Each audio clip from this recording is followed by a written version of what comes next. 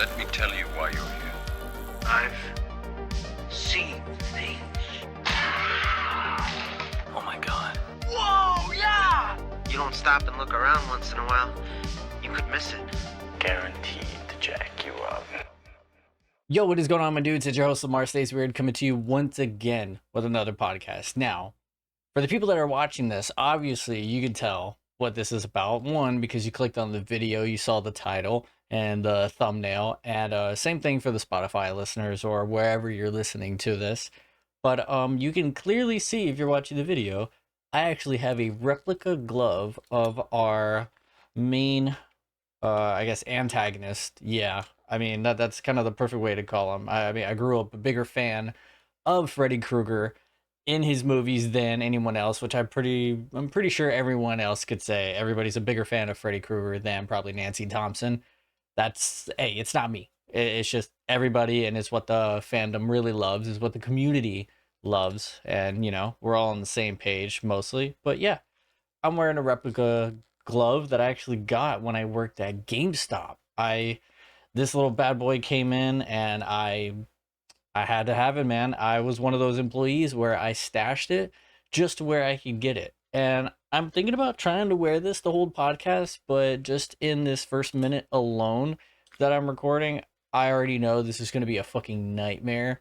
No pun intended, a fucking nightmare to try to touch my keyboard and scroll down on my notes and stuff like that. And you can hear the blades touching together and shit like that. But this thing is really rad. It's not very sharp. I feel like I could sharpen these if I wanted to, but it does leave quite an impression. You know, it could leave some marks. So if I really tried, yeah, it'd be sick. I've dressed up as Freddy for Halloween, so yeah, it's a given, but I'm gonna go ahead and take this shit off. But you guys get the point. So yeah, man, that's what we're going to be talking about today. We're going to be talking about the OG Nightmare on Elm Street from 1984, and it came out on November 16th. So if you have that as a birthday, congratulations. That's actually really fucking sick. Growing up, A Nightmare on Elm Street was one of my favorite horror movies ever. It was one of the first. I definitely want to say, like, I was exposed to like all of them. I don't want to say that every time I cover like the big icons, but that's just how it was. I grew up watching all these people when I probably shouldn't have been, because it's really hard to tell. I want to say either Child's Play, so like Chucky, or Ghostface from Scream were like my first two exposures to horror. And that's why it's a little weird for me sometimes with Scream, and I'm just going to touch on this for a second, and I think I said this in that podcast before, that I don't really consider it a horror movie sometimes, and I think that's just because I closely associate it with Scary Movie, which is an incredible parody of that movie itself. So I get confused when some things are in it, because I know Scream is actually funnier than you expect it to be, but when it is dark, it gets dark and it's fucked up. And every time I watch it, I'm like, oh shit, like this is what's happening. This movie is like serious. This thing is like grounded. Like there's actual repercussions. People are like brutally dying. I forget that all the time. And I kind of love it, because every time I watch it, it's just like, damn, I'm kind of taken by surprise. And I'm glad I still have that. I don't know if anybody else has that same feeling. So if you do, please express that. I want to know I'm not alone there. But that's how it was. So that was my first exposure, either this or Chucky or Freddy. They were all around the same time. I was just growing up watching all these people way too young. Probably around the time I first started walking, I was already watching these people. And I'm actually glad to say I've met Robert Englund. I do want to eventually get to that point where I meet other people in the horror community. I've met a few of the Screamcasts. I got my 25th anniversary Ghostface mask right there. I have it signed by Nev Campbell, Matthew Lillard. I need to get more. I want to try to get everybody. I feel like the one I'm never going to get is Courtney Cox, and I feel like I'm not going to be too mad at that. Gale Weather fans, do not be upset with me. I feel like I'm not going to be too upset by that, because I never liked the character Gale, and I think that's the point, but I get people love her. But in the first movie alone, I'm just like, fuck Gale Weathers, dude. Like, God, I can't fucking stand her. So by all means, I completely understand if everybody's a fan, but if I get everybody else's but hers, I'm all right. But I'm not going to harp on like all the other stuff too much. But yeah, I love this movie, man, and I watched it for the podcast, and this is the first time I've watched it in probably about a year or two. I don't know how many times I've probably seen this movie, and I was like, damn, they don't make horror movies like this anymore, and it kind of sucks. There's definitely some things I want to cover, and I'm gonna go over that a little bit later. But I want to get into a little more of like the details before I actually go into all my talking points and shit like that. And while doing research after I watched this movie, I had no idea there was 4 alternate endings, so I was a bit confused by all of that. And I wasn't even sure which ending I've seen. And a lot of them are very similar. They're cut very similar. It's just small differences. I don't even know if I want to talk about them because I don't want to like influence it because they are like closely related. So if you've seen this movie, like I want to know, what ending do you remember? Because there's 4, and I believe 2 or 3 of them look pretty much exactly the same, just some scenes rearranged. And then there's obviously one that has a bit more tacked onto it. So I'm very curious. I feel like I've only ever seen this one ending scene, but I want to know what you got ringing in your head. And that's another thing. There's deleted scenes that just didn't make it into the movie, but I guess there's other cuts of this film as well I wasn't aware of because I've just had the DVD for like so long, so I just watched the same DVD, and I didn't know that was gonna be like a thing. So I think there's like a 10-minute difference between the runtime. Like typically it's an hour and 31 minutes, but it actually goes up to hour 41. That's another thing. And I've watched the deleted scenes on YouTube, and there's like alternate scenes as well. So the continuity is a little kind of meh, but there's like one added scene in particular that is fucking rad, but I'm gonna go into that later because that's a whole other talking point as well. But yeah, man, Nightmare on Elm Street. If Nancy doesn't wake up screaming, she doesn't wake up at all. That is a great tagline, honestly, and I don't think it could ever be replicated ever again. That is just a great tagline. And of course, since we're talking about the original, it is inevitable that the conversation would come up with the remake. I'm just gonna flat out say I will probably never cover the remake. I do not care. I did not like it. It was not good. I remember watching it when it first came out, and I was thinking this was fucking ass. I can't remember how old I was around then. I believe it came out in 2010. I think it was a 2010 remake, and I was probably like 15 maybe. Did not like it then.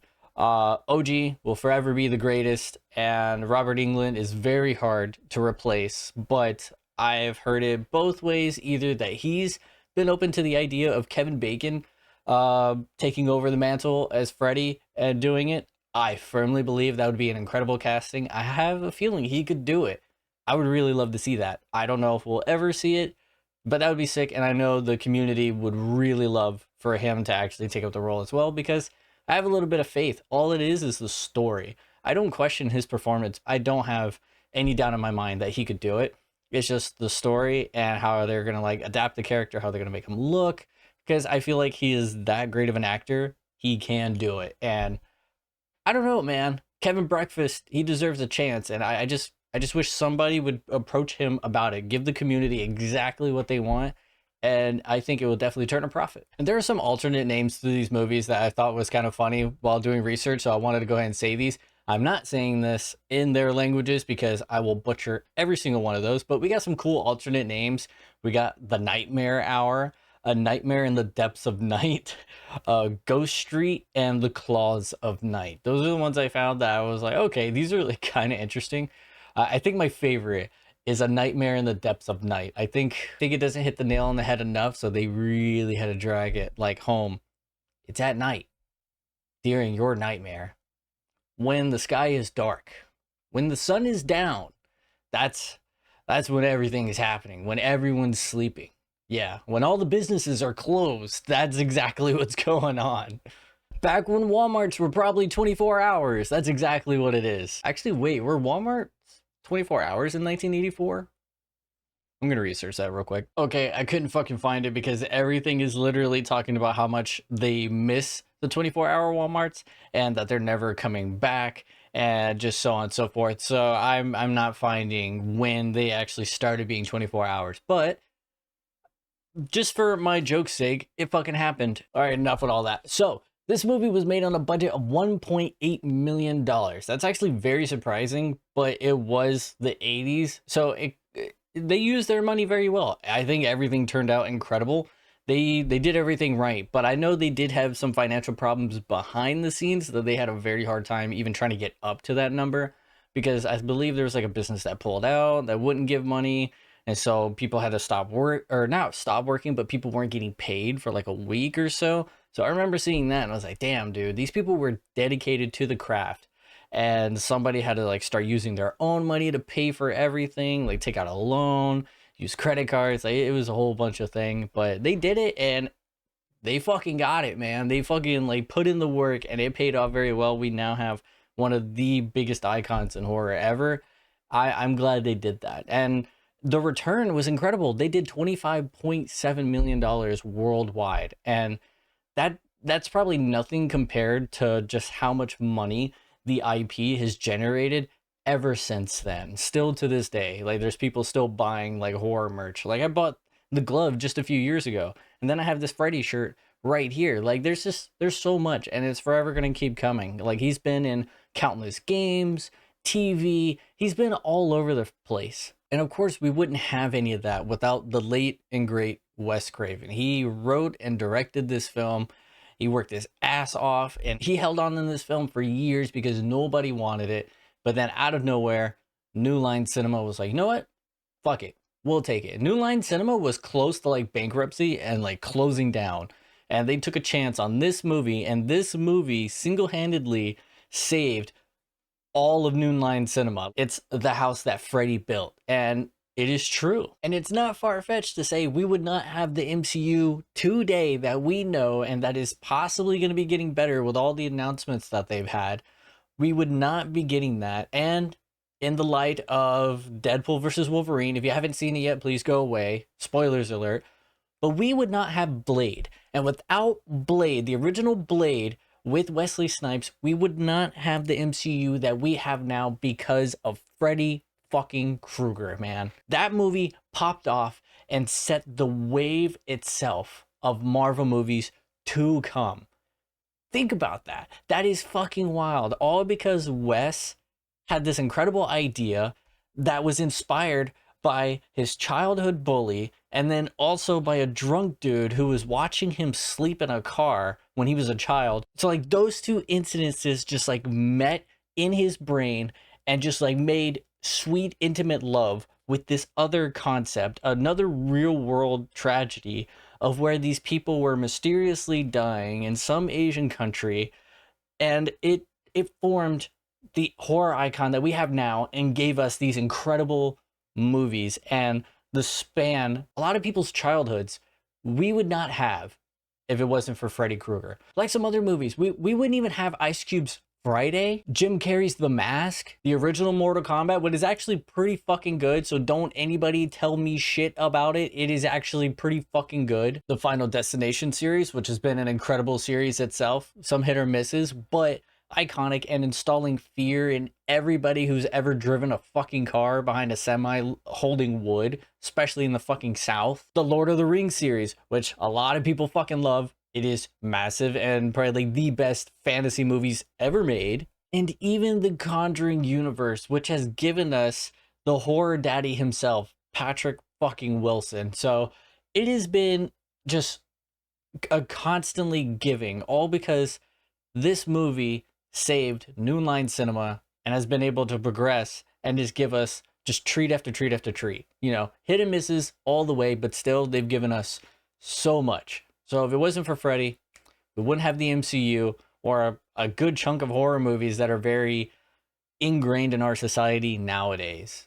So everybody has to pledge allegiance to Robert Englund because, God, without that man, there's so much that could happen. That goes to show just how little of something that you think you did that wasn't going to be a big deal can impact so much. It really, really changes. The Butterfly Effect, which is another movie that was made by New Line Cinema that is really fucked up, but really good, with Ashton Kutcher and Amy Smart, that I'm going to cover one day. But God, that's going to be a traumatic podcast right there. But the Butterfly Effect is real, man. And without, like, I hope that puts it in perspective for you. Just think about that. And I'm so glad I got to meet the man himself. I met him with my family. I'm going to have a picture up somewhere right here so you guys can see it. And For those listening, you can go watch it in the video, or you can go scroll on my Instagram. You'll see. I met Robert Englund. He was great. He was intense. Like, he was chill, but like he was intense as well. Like, as soon as we got around for like the picture to get around him, he was wearing the glove. He immediately grabbed my mom's hair and just fucking like lifted up her hair, and you can see in the picture like her face was like kind of terrified, but also like oh she didn't really know what to feel. So it was honestly hilarious. My mom's not big on horror movies. She gets scared very easily. Like, Poltergeist 1 still to this day scares the shit out of my mom, and she will not fucking watch it. And it blows my mind. I'm like, bro, these effects, even though I tone them down, I say like, oh, these effects are garbage, you know, like, why are you still scared of this stuff? Like, there's way scarier stuff now in the world, but she just does not care. It doesn't do anything. But I still think the effects are good. I try to like water it down just to get her to fucking watch something, and it's not happening.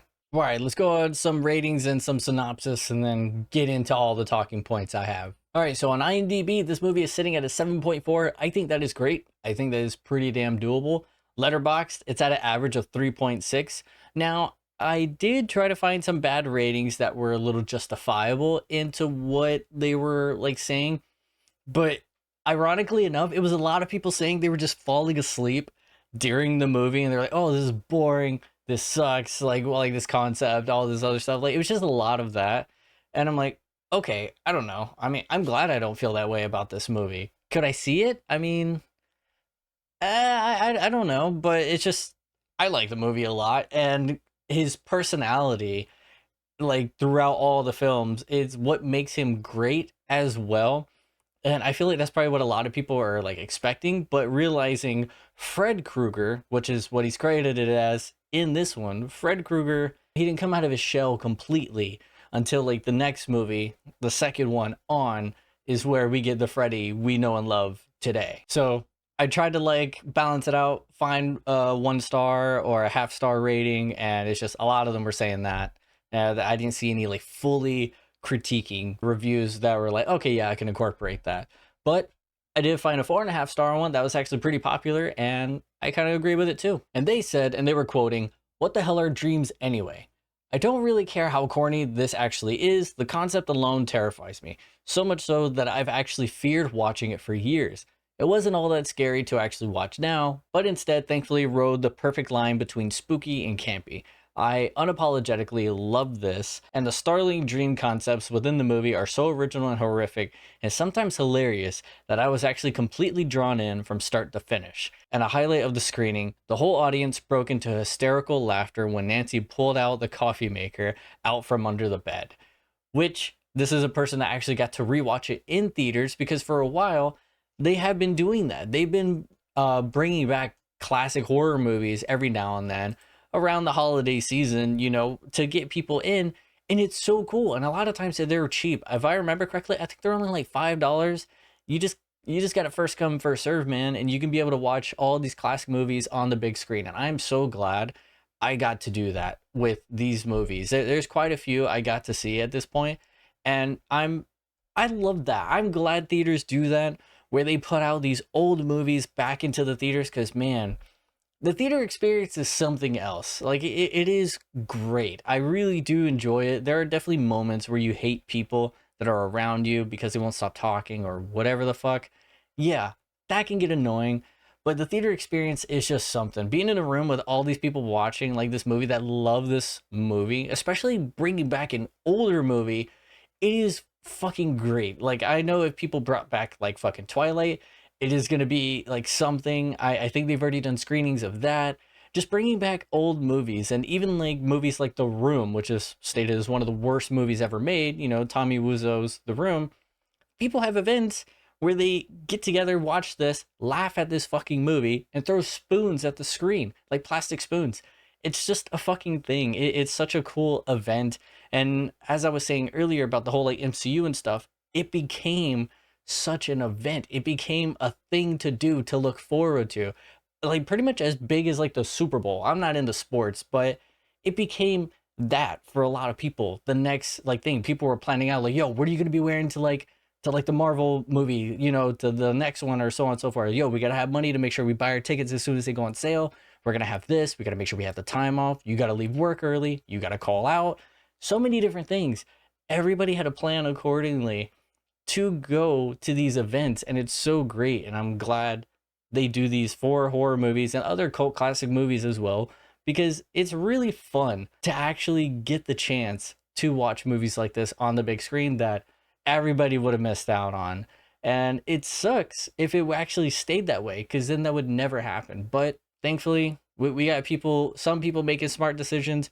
We get to experience these, and it's incredible. And man, there's going to be movies nowadays we're watching that's going to have anniversary showings in the future, and it's going to be wild. I'm going to be like, you know what?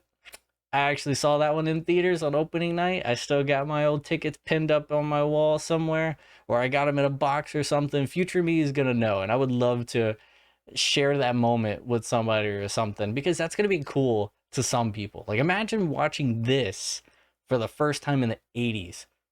Dude, I cannot comprehend it. It probably was terrifying. There's actually some really, really good deaths in this movie that I completely forgot about.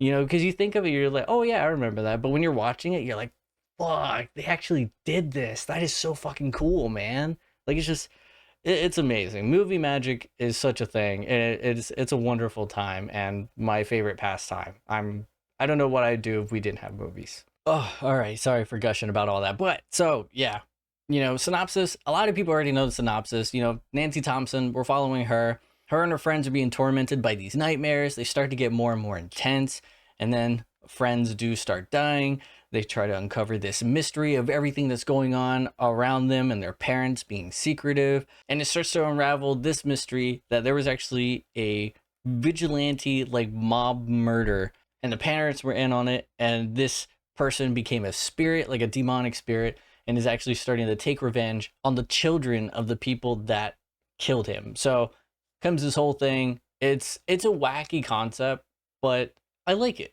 It works. And the cast, a lot of people already know. I mean, this is a classic movie. I'm not going to go into it super in depth like I do, you know, like all the other more modern movies. But a lot of people do know these people. I mean, you know Robert Englund. Everybody already knows. He is most famous for this. Same thing with Heather Langenkamp. You know, you're most famous for playing Nancy Thompson. That's just how it is. And then you have Johnny Depp, who is famous for playing so many people and arguably the biggest person to come out of this movie. This was his film debut.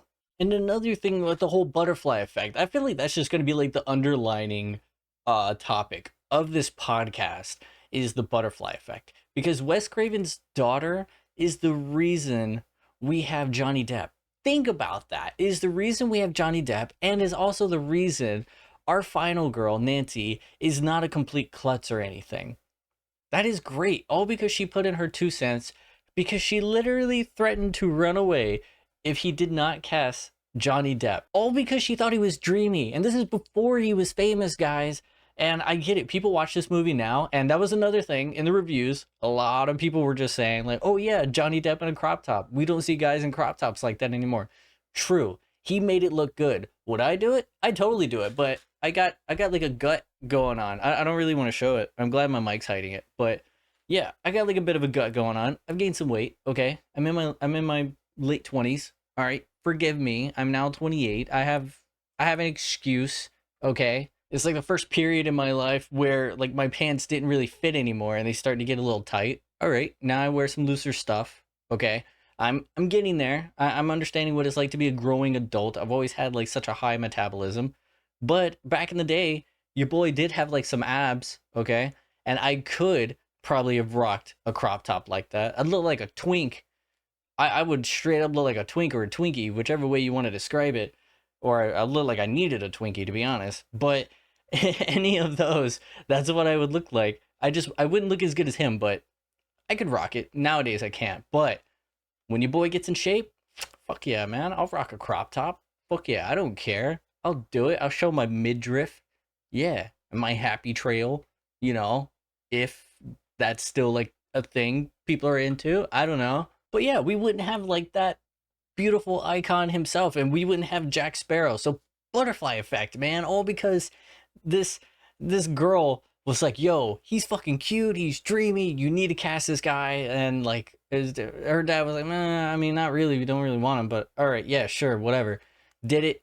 one of the biggest actors, and besides all the other controversy stuff, he's done incredible in the film industry, and that's just fucking baffling that that's kind of how that came to be. But as I was saying, she did put in her 2 cents about Nancy Thompson. She told Wes she hates when girls are just like running away and they always fall over nothing. They're always bumping into stuff and shit like that. And trust me, I get it too. And even in this movie, the way the girls are running, it's kind of like, God, like, I know you're not giving it your all, because I'd be a fucking marathon runner, bro. I'd be running track, all right? I'd be jumping vaults and everything. And I'm not the most physically active person in the world, but that's one thing. I would be Speedy Gonzalez real fucking quick, man, if some shit was going down, all right? A lot of these women aren't doing that. It's just like running and their hands are like this. I don't know why. I don't know why they do that. They just wave their hands around like their wrists are kind of broken, and they're always turning around. It's like, bro, you would not see me just beeline, Usain Bolt, like just steady, just bam, just going. But yeah, she said that. She said she doesn't want to see any of that. Like, actually give like girls like some credit that they would actually do it. And that's true. I'm glad they did that, because Nancy became a really big final girl who is very resourceful. Like, not really spoiler, by the end of this movie, she's becoming a full-on Macaulay Culkin and home aloning her home and just beating the shit out of Freddy with fucking booby traps. So yeah, we got like a good final girl. Like, she was the strong final girl before we got Nev Campbell. I actually got to pause to go take a shit. Fuck. I might edit that out. But you know what? Fuck it. I'm not. I'm going to go have a bowel movement, and I'll be right back. All right, I'm back. I feel slightly lighter. Nice. All right, before all that, since we were talking about Glenn a little bit, which is Johnny Depp's character, there's actually quite a few people in the running for that role that I just did not expect. You had Charlie Sheen, John Cusack, Brad Pitt, Kiefer Sutherland, Nick Cage of all people, and C. Thomas Howell. I think Johnny Depp was the perfect one. I kind of don't see how any of them were really in the role, or like just in the running for that role. I don't see it, but I think they were like I think he was the perfect choice. I don't think it could have been any of those other guys. I mean, could any of them looked as good as, you know, he did in a crop top? Maybe Brad Pitt. Maybe. Honestly, I'm not sure. Okay, I stand corrected. I did go look up a picture of what Brad Pitt looked like in 1984. He would have looked fucking hot in it. So I guess whatever. It could have been him or Johnny Depp. But I'm glad we got Johnny Depp. What I really liked that they did was the fact we weren't introduced to our like main protagonist in the beginning of the film. We thought it was. We actually get to see like this whole nightmare sequence for Tina, which is like her best friend. This is the first person we see actually be tormented by like these dreams and this like presence. And it's honestly very well done. Like when I think back to like these movies, I know they're kind of campy. I know they're not that serious, but sometimes I genuinely forget these are horror movies. There are like some creepy elements to it. And just like I was getting back with Scream, because I love these movies so much, I don't think of, oh yeah, that's fucking scary, or oh man, that's fucked up, you know, that's going on right now. Sometimes I really do forget that, because it does become like over time, these things have become like a bit of a joke, kind of. So it's like, oh, this is just going to be funny. This is just going to be a fun watch. And then you're watching it like, oh man, like I'm into this. Like, this is like a serious movie. This is a movie to take serious. It's not like if you go and watch a comedy movie, you're just sitting there like, yo, I'm just going to have a blast. Like, I'm just going to be laughing at everything. Like, it's going to be like, turn off my brain, watch these. No, this movie, like I'm watching it. I'm just like, fuck, I'm like into this right now. I'm watching this. That's kind of like the one time I'm glad I have like bad memory, because then I kind of forget all this stuff and then I watch it and I'm just like into the movie. And that's what's going on. So the beginning of this movie is like kind of intense. And I try to think of it from that perspective of people watching this for the first time. You're just like, what's going on? Shit's like so weird right now. Like, this is such a weird environment. This whole like boiler room aspect of everything. You just hear this laughing, you hear this scratching like on like rusty pipes and shit. You got this one dude running around in a fucking sweater and a fedora that makes no goddamn sense. And whenever she gets done having her dreams and all that, that's when eventually, you know, she does force herself awake. And then later we see her meet up with her friends in front of school. You know, she's obviously having a hard time sleeping. They're all talking about it, joking around. It's where you get to see everyone. And this is where they all kind of hint at the fact that they've all been having these nightmares as well in like their own way. And I like how it's like you got to pay attention to the dialogue for it to really catch on. So they're all having it. And of course, like the boyfriends are being like the more macho type, like, yeah, it's whatever. It's just dreams, like no biggie. Like that's all it is. It's nothing to worry about. So they're not really taking it serious by any means. But the girls, the girls are different. They're like, hey, like, can we just like have a sleepover and actually be together, try to keep each other awake or just like comfort or anything like that. And then we have one of these characters who's like such a douche, and I don't know why anybody really puts up with him. Rod Lane. He comes off like very rapey to me. Even though this is supposedly, I think this is his girlfriend. I'm not sure. It's a little weird. She obviously doesn't really want to do anything, but he's very pushy about it. And she eventually like gives in, and they're at like their place, and Johnny Depp's character, like Glenn and Nancy, they could just hear these people like fucking around and shit like that in the room. I feel like that's not something that would fly nowadays if you were actually to be at somebody's house and somebody's actually telling you like, no, yeah, I don't really want to do anything, or like, God, like buzz off, or you need to leave, or like, what are you doing here? Like they're completely there uninvited and all this other stuff. And it's just like, and he's super confrontational. He like tackles Glenn, and he's pretty much making him out to be like a bitch. He's kind of like peacocking a bit. And if you don't know what that is, that's usually when like somebody's like a bit of a show off, especially around like the opposite sex. And both men and women do this, where they kind of like try to just stick out in a way, to be more attractive. Some people would probably say it's like pick me behavior, like nowadays. I think that's the new term for peacocking is like pick me, or I believe they're at least in the same circles, kind of. And that's what he was doing. It's like, God, this guy is such a douche. Why are girls into this? But then again, it's like some women are just actually into this shit, and it fucking sucks. And it's usually a bummer for like everyone involved, because the best friend's obviously like, bro, do better. This is fucking terrible. And then if there is another guy that's around that has like no association really with that other person, it's just even more like, dude, what the fuck? Like, God. So it's definitely very much a fucking nuisance. Just saying. But there are like many aspects to this film. I love whenever they are like they're lying to like stay at her place. You got Glenn's character trying to call his mom and convince her like, oh yeah, I'm staying at my cousin's place who lives by the airport, and I have like this cassette tape that has like sound effects of planes flying over, so she's gonna be able to believe, yeah. And so they're playing it, and he has a call right next to the speaker, and then it starts playing all this other shit, and it sounds like a car crash, people drag racing, explosions and stuff. And I like how he has to continuously try to adapt the conversation, like, oh yeah, I think there's people drag racing outside, and it's like, oh, I gotta go, I think somebody crashed, like, yeah, I need to call the cops, and yeah, I'll be safe. It's very John Hughes. I was getting that vibe. It's very John Hughes. That's like a scene I could easily see in any of his movies. It's very like 80s teenager stuff, and I like it. It's a nice, comfortable vibe. And just because all these people are around, it doesn't stop them from having like these nightmares. So after Rod and Tina, get it on, and they just pass out and they start dreaming. Now, if I remember correctly, for a split second, I did see this. Under the comforter, like the cover that's underneath, when they're in the bed, it has the red and green stripes. I caught that on this viewing. I don't know if I've ever seen that before. So that's already a hint. Something's about to go wrong. So we're in another chase sequence with Tina. And I just gotta say, the whole thing with Tina, where we actually get to see Freddy again. And I know it's not his very first quote, but I love it because it is the famous line, I think, from Freddy. Because Tina goes on and says like, oh God, like he's here again. But then you got Freddy just out of nowhere, just bam, just stretches the gloves like, this is God. And then just proceeds to start chasing her like this. It's fucking weird. It's so weird. It makes no sense. It's definitely goofy. I mean, see, we laugh at it. We laugh at how he's chasing her.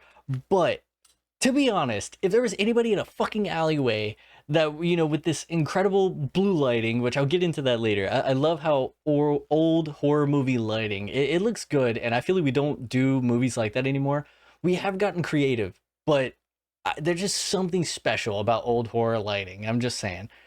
But just somebody in an alleyway, out of nowhere, you're like a dark alleyway, just starts running after you like this. I'm gonna fucking run too, man. That's so fucking creepy.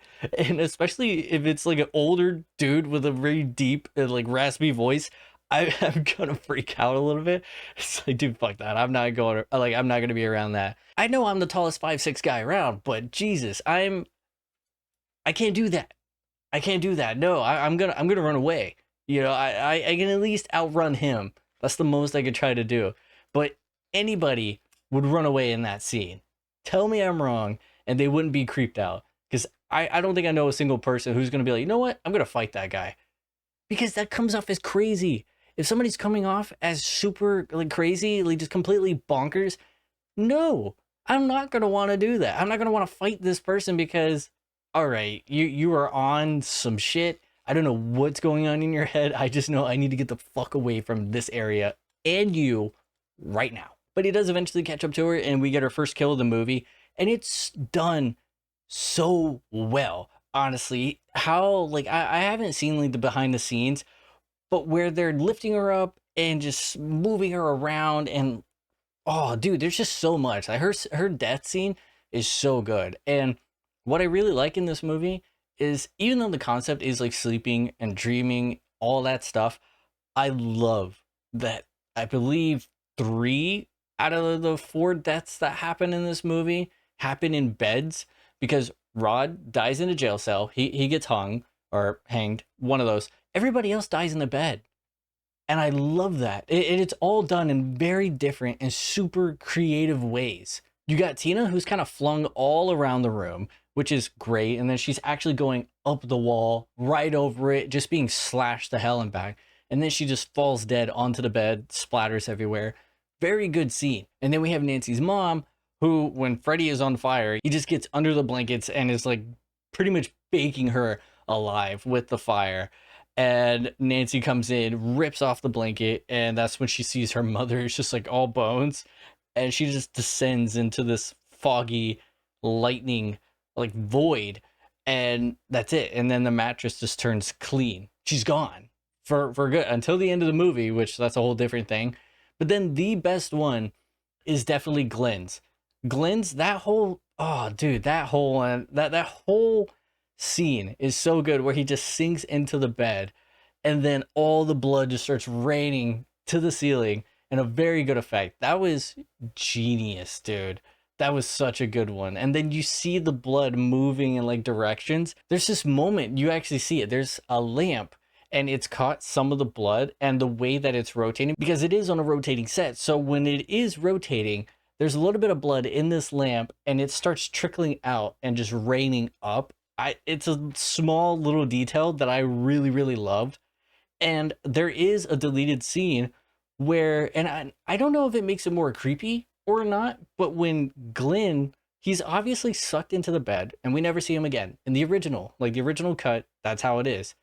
And there's no body, no nothing. It's just all blood. Now, in this deleted scene, but his body is being levitated and then he falls. He just falls dead on the bed, which I don't know which one I like more, because that one is actually kind of creepy if you tack it on there.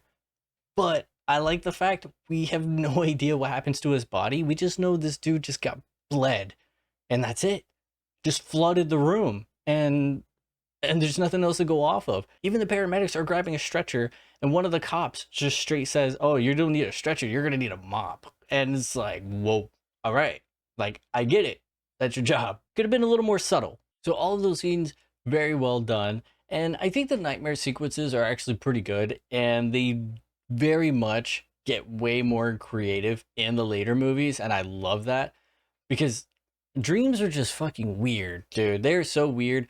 My reoccurring nightmares that I had as a kid, and I still remember vividly to this day, involved sharks. It always involved my parents killing me and throwing me to a shark. Like literally just both grabbing me. We're on a pier and they're just, a shark's like coming, ripping through like this pier, and my parents just throw me in. I don't know what that means. I'm actually going to look up what the hell that could possibly mean. Wow. Okay. So if you guys have ever dreamed about a shark, and I used to look at my dreams all the time, and I don't do this anymore because I don't really dream that much. A lot of times I just see black, but this is what I got. To see a shark in your dream indicates feelings of anger, hostility, and fierceness. You are undergoing a long and difficult emotional period and may be an emotional threat to yourself or to others. Perhaps you are struggling with your individuality and independence, especially in some aspect of your relationship. Alternatively, a shark represents a person in your life who is greedy. This person goes after what he or she wants with no regards to the well-being or sensitivity of others. The shark may also be an aspect of your own personality with these qualities. Now, this is the one where I think it makes sense. In particular, if you see a shark in shallow waters, that you are emotionally vulnerable. You are trying to suppress your anger, but it is too much to keep in.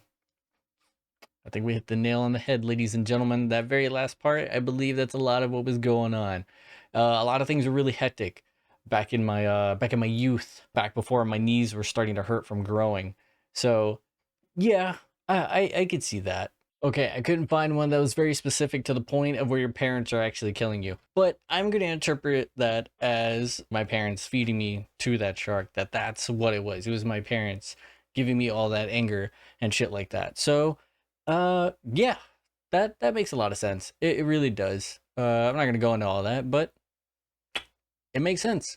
And that's been one of my most recurring dreams ever, and that I always remember. Like I can think about it on just like a random Tuesday. It's just, it'll be a passing thought in my head of, oh yeah, that's what that was. And speaking of dreaming, I think there was this very interesting moment when I was watching this movie.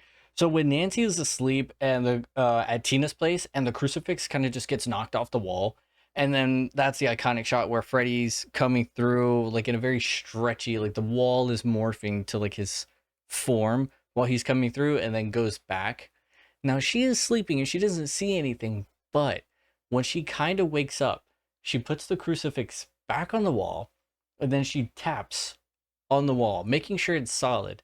Now, why would she do that? And when you think about it, and if you think about your dreams, I know a lot of times people don't really think about their dreams that way. It feels like a lot of times you're dreaming in third person. It's so weird how your brain works and just your subconscious. There are moments where I feel like I'm dreaming in first person, and then I'm dreaming in third person. It's like I'm seeing it through my eyes, but I am also fully aware of other shit that is going on around me that I would not be seeing. It's like this weird sixth sense you have whenever you're dreaming. You're aware of everything going on behind you, to the side, stuff you are not directly looking at.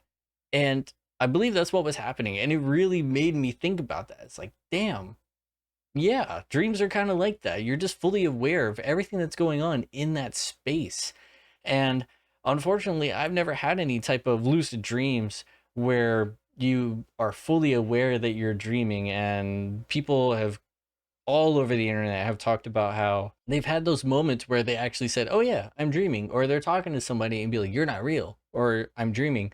And then it's that super creepy moment where the facade kind of just drops, like the Matrix kind of just stops with the illusion, and everybody looks at you and just staring at you, and just like doesn't like you. It's like they're coming to attack you. You are now a virus. You are now going against the grain. You are not part of the system anymore. You are unplugged. And so they target you. I've never had that, and that sounds terrifying, but I kind of wish I could experience lucid dreaming. I just never got into any of that, or even trying that. I feel like I do need to try that. If you've ever tried it, please, by all means, let me know. What was it like? What did you do? And because I would love to hear like a more personal story. Give me something to believe in, because I just feel like anybody is just going to say anything on the internet. But I'd rather hear somebody tell me personally, I did this, this is what I experienced, and this is how my dream went. And I just want to know all that. And I know I'm going off tangent talking about all these different talking points other than the movie itself. But yeah, the last thing we were talking about. So whenever Tina dies, Rod gets blamed for everything. He was the only person in the room, and he did leave the scene.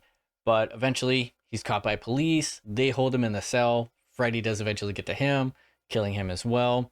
So the only people left is just Nancy and Glenn, and they try to constantly form these plans of trying to somehow capture Freddy and also figure out the mystery. And the whole time, Nancy's mom is just progressively just drinking more and more, because she's kind of aware of what's going on. And Nancy tries to talk about it a little bit, and they try to keep them separated from Glenn. They're putting bars on the house, all this. just to make sure their daughter's safe, actually trying to get her to sleep. They're being avoidant parents in a way. They're like overbearing, but also trying to be avoidant. They don't want to talk about the problem. They're just like, hey, you just need to sleep. This is what you need to do. You need to go to sleep. And they're just not listening to anything that's going on. But after some sleep studies and Nancy giving out more information, that's when the mom starts to give her the dump of, the tea of the town. These child murders, he actually got away with everything because just stuff wasn't signed right. So on a technicality, he got set free. I like the idea that he is just a child murderer. I don't like the idea that he was supposed to be like a child molester, all this other stuff. That was originally supposed to be, but because of some other stuff going on in LA at the time, they completely changed the story. They're just like, oh, he's just child murderer. That's it. It's a thin line because it's still almost there, but I like that little difference really goes a long way, because I feel like if he was actually a child molester, I don't think a lot of people would like that character too much, because it'd be very uncomfortable at that point, because a lot of people root for the villains a lot of the times. And thing is, if you go to the other icons, like Hellraiser, he's just a demon or an angel that just punishes or pleasures people. That's it. Doesn't matter. It's all about if you call him with the box, that's all you're doing. Jason, he's just a victim of his summer camp. Michael Myers, just evil incarnate. He's just an evil bastard that just goes around killing people, okay? Texas Chainsaw Massacre, Bubba. He's somebody with special needs and he protecting his family. That's all he was really doing. So it's like all these people were rooting for. He's like, all right, yeah, I can kind of root for this. Or some other icons, just like demons and all that. And it's like, I'd rather root for that. Nobody's trying to root for the child molester, child killer. Yeah, exactly. Fuck them kids, but not literally fuck them kids. That's not what we're saying. Like that's all we're getting at here. It's just, it'd be different if this was the story, and I think it could work. Sometimes we just want a bad guy, bro. We just want a bad guy just to be a bad guy.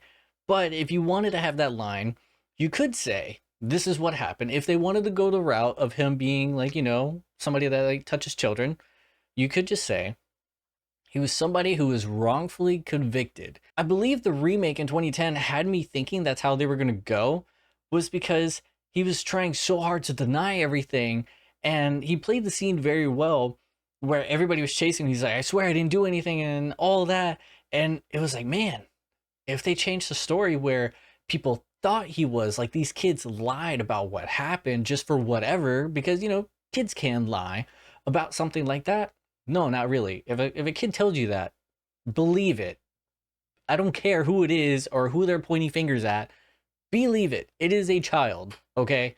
First and foremost, I'm going to get serious about that point. Aside from that, I believe it could have just been something they took the wrong way and words got misconstrued and everyone's decided to go after Freddy Krueger. And it was proven he didn't do anything wrong, but all the parents believe the kids. And so they go out and seek their own vigilante justice.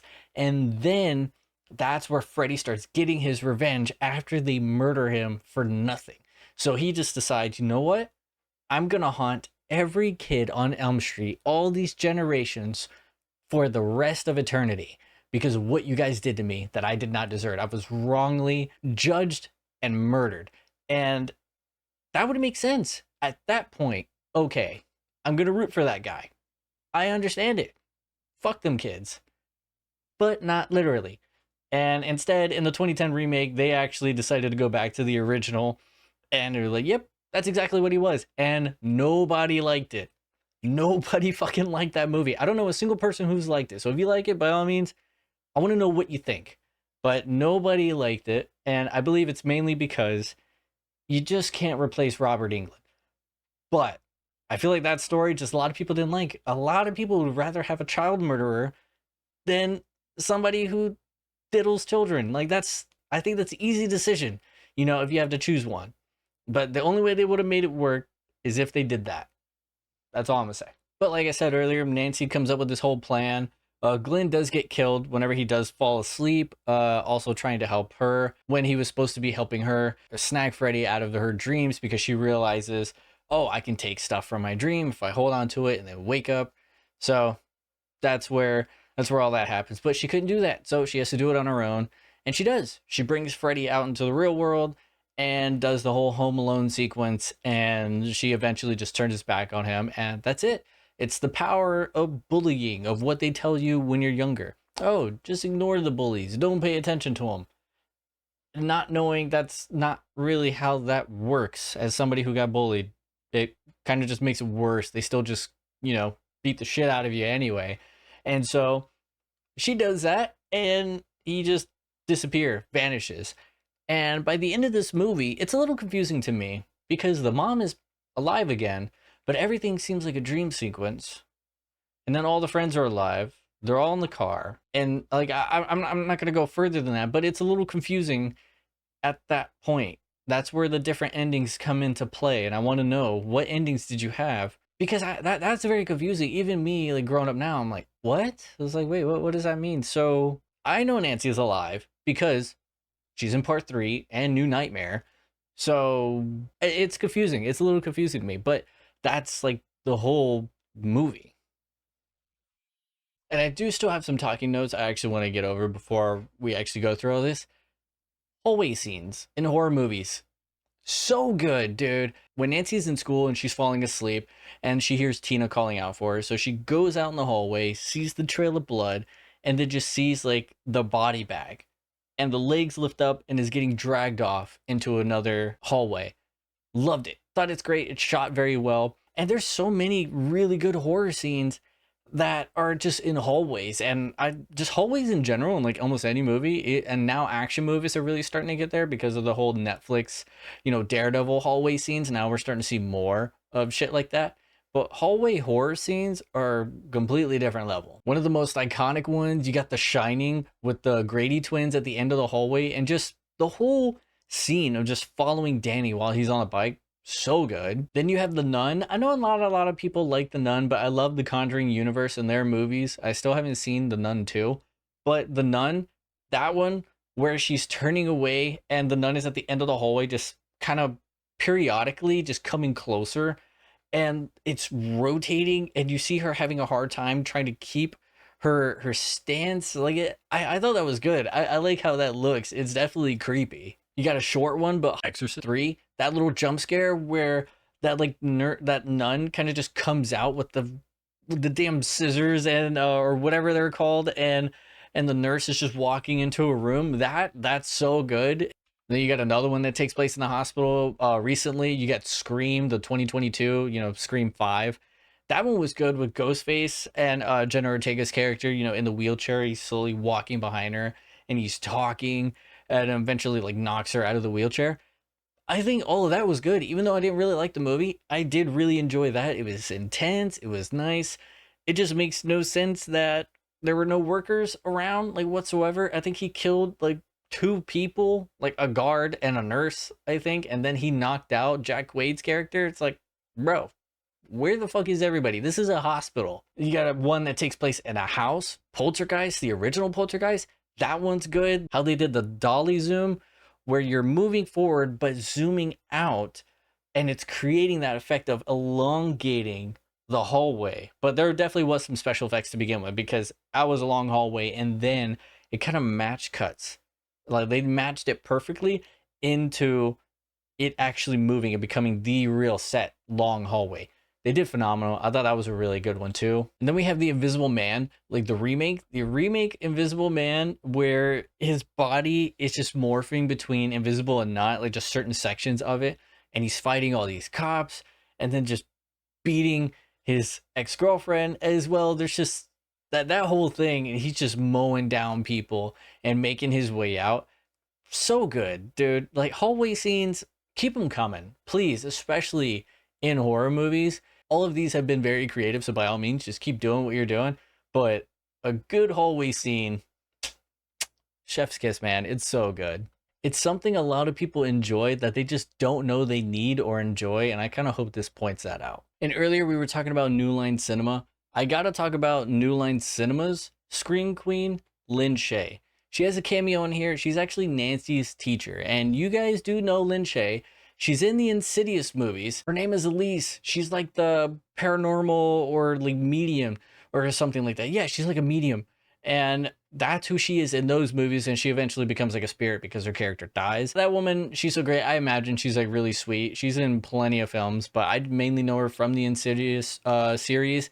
And she was also in Snakes on a Plane as well as one of the stewardesses that was like about to retire. So it's really cool. She makes a cameo in here. I really dig that. I recognized her this time around, like, oh shit, that's who that is. That's so cool.